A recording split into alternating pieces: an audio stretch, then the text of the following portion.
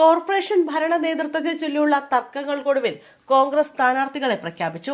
ആദ്യ 2.5 വർഷം VK. Minimol മേയറായും Deepak Joy deputy മേയറായും ചുമതലയേക്കും. അടുത്ത 2.5 വർഷം ഷൈനി മാത്യു മേയർ പദവി അലങ്കരിക്കും.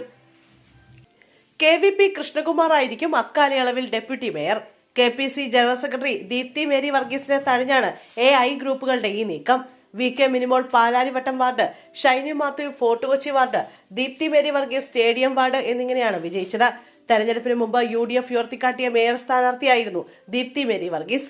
എന്നാൽ ഫലം വന്നതോടെ പാർട്ടിയിലെ എ.ഐ. ഗ്രൂപ്പുകൾ ഒന്നിച്ചു നിന്ന് അവരെ വെട്ടുകയായിരുന്നുവെന്ന് ദീപ്തി അനുകൂലിക്കുന്നവർ ആരോപിക്കുന്നു. എ.ഐ. ഗ്രൂപ്പുകൾ തമ്മിലുള്ള ധാരണ ദീപ്തിക്ക് തിരിച്ചടിയായി. പാർലമെന്ററി പാർട്ടി യോഗത്തിൽ ഷൈനി മാത്യുവിന് 19 പേരുടെയും മിനിമോൾക്ക് 17 പേരുടെയും പിന്തുണ ലഭിച്ചപ്പോൾ ദീപ്തിക്ക് 4 പേരുടെ പിന്തുണ മാത്രമേ നേടാനായുള്ളൂ. ലത്തീൻ വിഭാഗത്തിൽ നിന്നുള്ള ഒരാളെ മേയറാക്കണമെന്ന ആവശ്യം ദീപ്തിക്ക് അനുകൂലമായില്ല.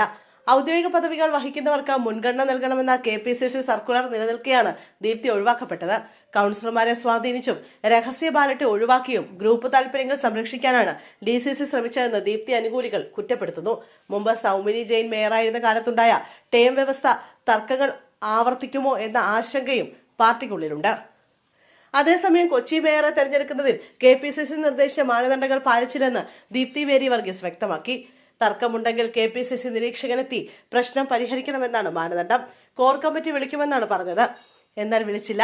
മാനദണ്ഡങ്ങൾ പാലിക്കാത്ത കാര്യം KPCC പ്രസിഡന്റിനോട് അറിയിച്ചിട്ടുണ്ടെന്നും രഹസ്യ ബാലറ്റിലൂടെ കൗൺസിലർമാരുടെ അഭിപ്രായം തേടണമെന്നുമായിരുന്നു.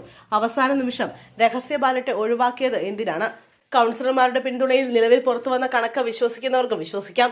പ്രഖ്യാപനത്തിന് മുമ്പ് ആശയവിനിമയം നടത്തിയില്ല. കൂടുതൽ കൂടിയാലോചനകൾ ഉണ്ടാകണമായിരുന്നുവെന്നും ദീപ്തി പറഞ്ഞു.